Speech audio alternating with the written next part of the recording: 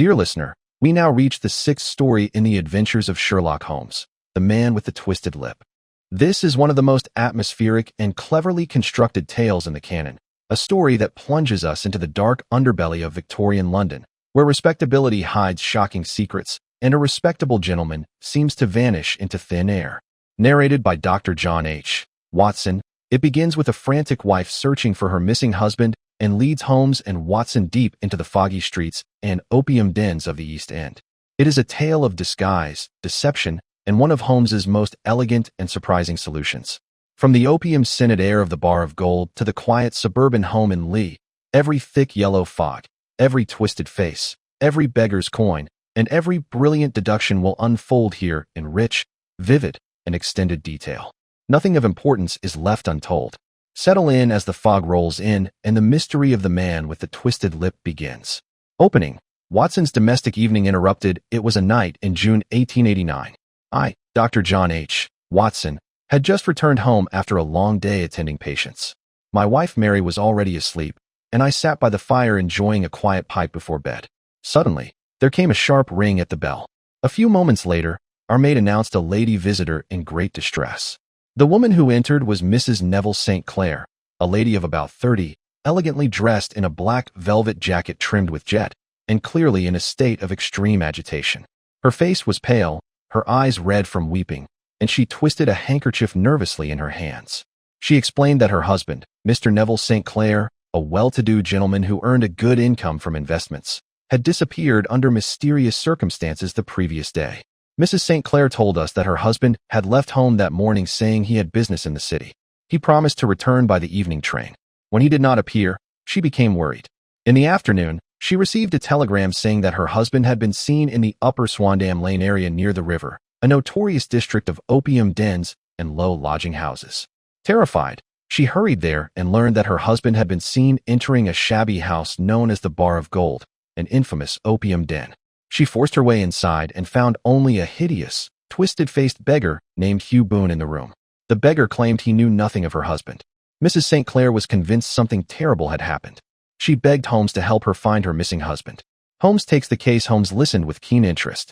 He asked detailed questions about Mr. Neville St. Clair's habits, his financial situation, and the exact circumstances of his disappearance. He noted that Mr. St. Clair was a man of regular habits, devoted to his wife and 2 children, and had no known enemies.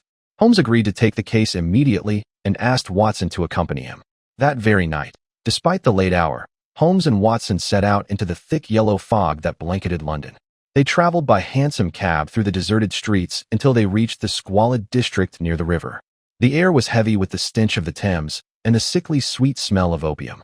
They entered the Bar of Gold, a filthy, dimly lit den filled with the motionless figures of opium smokers lying on wooden bunks. The air was thick and oppressive. In a small room at the back, they found the hideous beggar Hugh Boone, a man with a horribly twisted lip, a shock of red hair, and a face disfigured by some old injury. He sat begging with a small tray of matches and pennies. Holmes questioned him sharply, but the beggar insisted he knew nothing of Mr. Neville St. Clair. The discovery in the opium den Holmes, however, was not convinced. He examined the room carefully and noticed a small pile of clothes in the corner, clothes that matched the description of those worn by Neville St. Clair. He also found a small box containing a considerable sum of money. Holmes suddenly seized the beggar by the collar and wiped the man's face with a wet sponge. To Watson's astonishment, the hideous twisted face and red hair came away, revealing the clean-shaven, handsome features of Mr. Neville St. Clair himself. The beggar was none other than the missing gentleman. The full confession. Neville St. Clair's secret. Neville St. Clair confessed everything.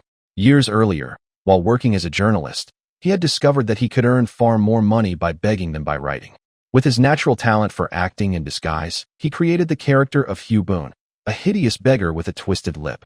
Every morning he would dress in rags, apply makeup and a wig, and sit begging in Threadneedle Street. In the evening, he would wash off the disguise in the opium den and return home as a respectable gentleman. He had built a comfortable life for his family through this double existence. On the day of his disappearance, he had been recognized by his wife from the window of the opium den.